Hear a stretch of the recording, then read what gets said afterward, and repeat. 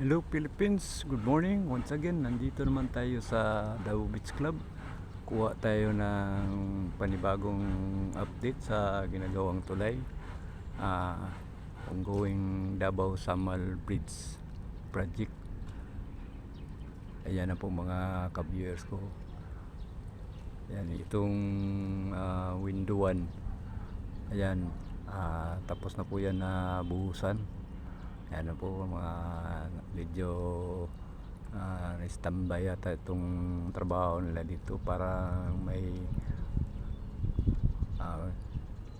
yung parang flooring, yun ang trabaho nila para magpasok yung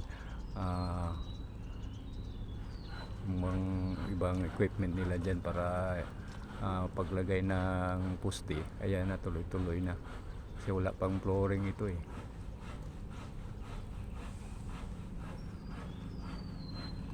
Saka dito sa window to, ayan, nakatambak ko yung yung kulong. Ayan po. Saka dito sa ika-tatlo yata itong window, yung wingspan. Ayan po. Stumble muna yan. Saka doon naman doon sa dulo mga ka-viewers ko. Ayan, kikita po natin ng progress ng trabaho nila. Medyo taas-taas na rin itong accomplishment nila. Ayan po mga ka-viewers ko. Kasi doon sa dulo, ano na yun doon eh. Tapos na yun ang buhos. Parang ready to ano na yan, pang pusti na.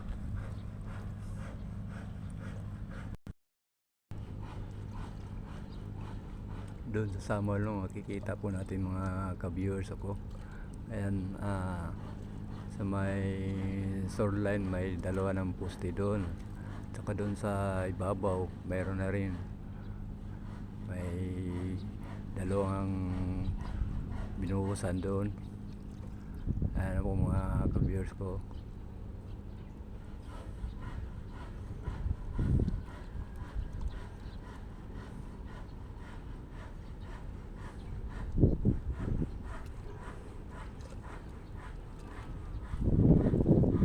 Okay mga ka-viewers ko, kung bago ka pa lamang sa aking channel, paki-subscribe na lang po at saka salin nyo na rin yung notification bell para updated kayo sa lahat kong video yung gagawin at saka makatulong na rin sa channel ko.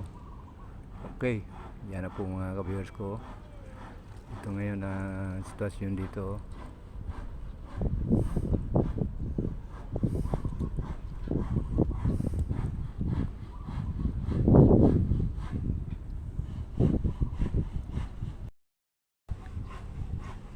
Itong project na ito,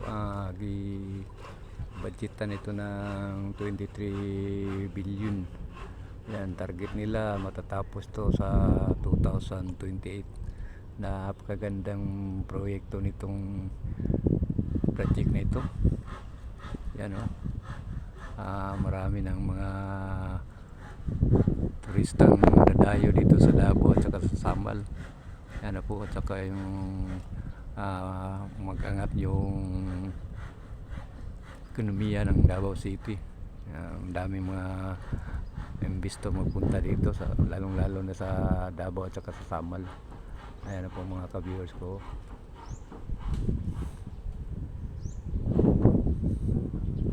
Itong tulay na ito, isa ito sa pinakamagandang tulay sa Pilipinas. Ayan na po mga ka-viewers ko.